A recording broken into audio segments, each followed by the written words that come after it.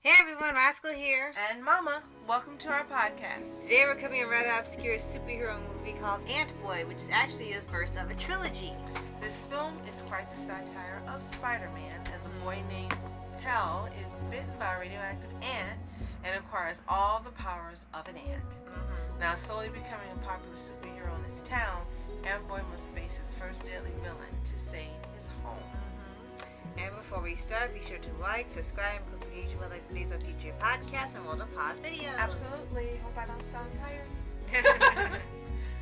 This was actually a gift given to me by Rascal. I got AntBoy and AntBoy 3.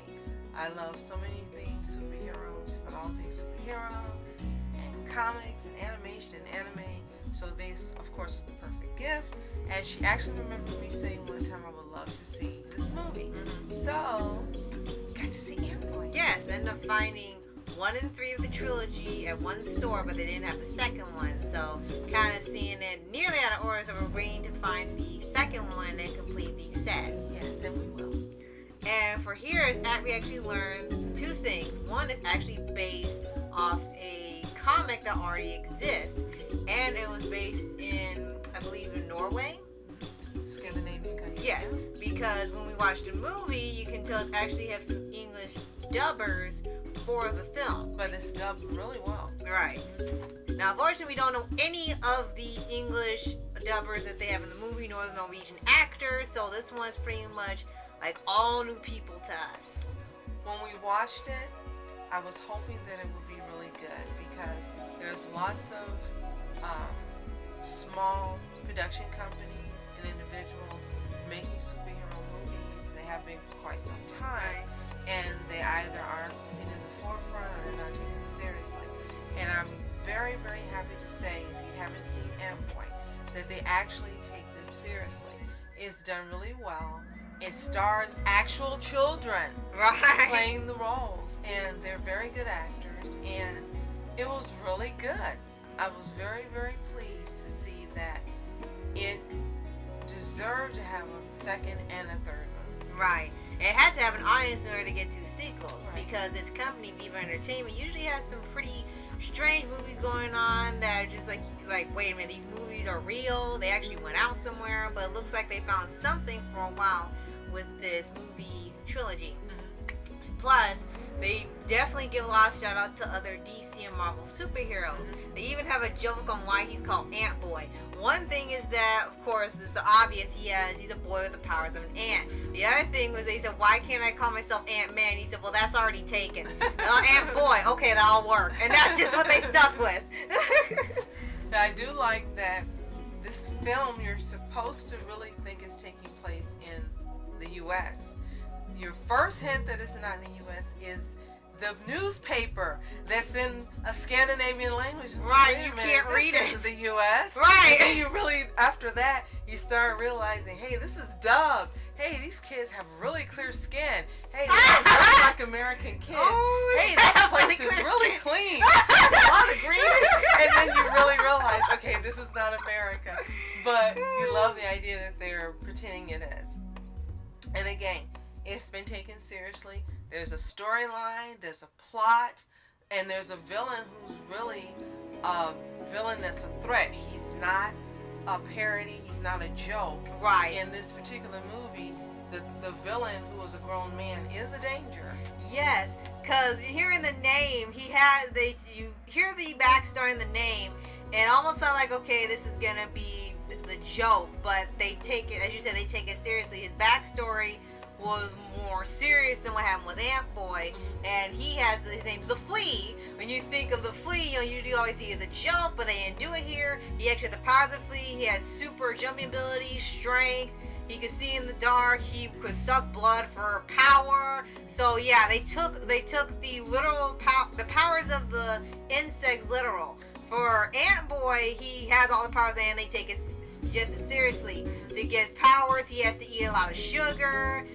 He can hear things. They don't know if he can communicate with ants or not. They really don't address that. They mention it, but they don't really make it clear if that's something he can do or not. He can come up with one of the secret moves. Right. He can stick to things, kind of like with Spider-Man. He has his own acid, but he has to do his business on something for it to come out, so that will end up being a joke. And it's funny how they implement these to the character. They even have one where he has a super bite and he just chomps through an entire graphic novel. Now, I love how he discovers these powers. There's a kid in school who he knows loves comic books, and he goes to for help.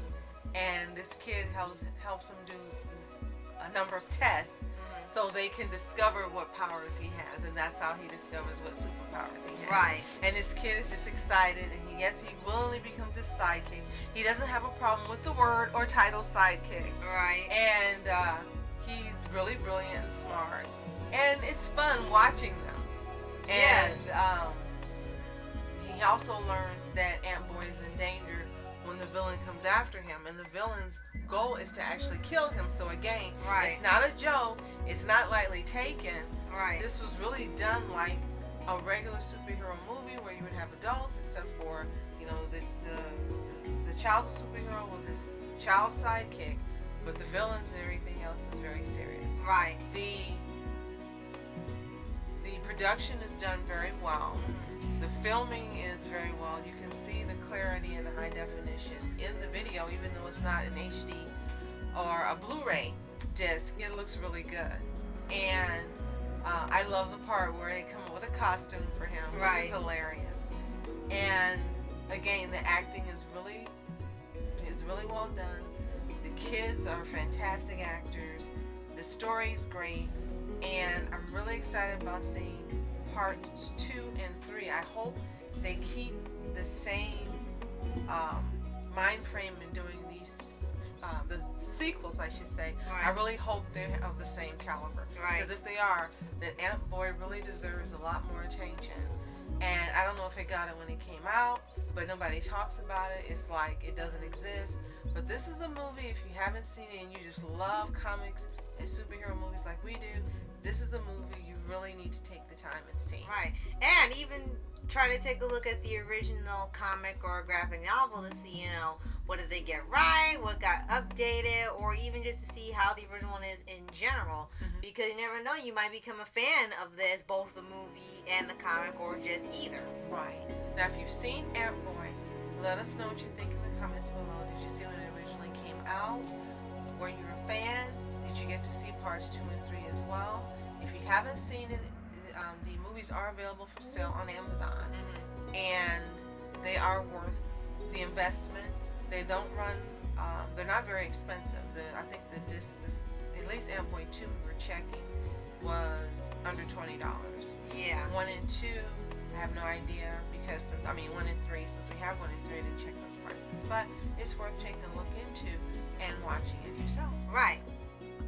Oh, and be sure to like, subscribe, and notification when you get updates of future podcasts and World of Paws videos. And AntBoy 2 and AntBoy 3. Right. So thank you so much for watching. I'm Oscar Entertainment. And I'm Mom Entertainment. Have a fantastic day. Peace. And reporters sitting flashing like